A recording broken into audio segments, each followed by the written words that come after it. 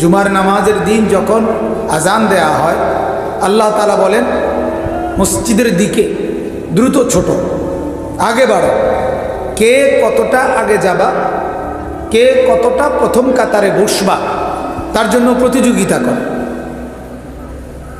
হাদিসে আছে আল্লাহ নবী সাল্লাল্লাহু আলাইহি ওয়াসাল্লাম বলেছেন, প্রথম কাতারে মসজিদে নামাজের প্রথম কাতারে বসার মধ্যে কি পরিমাণ নেকি।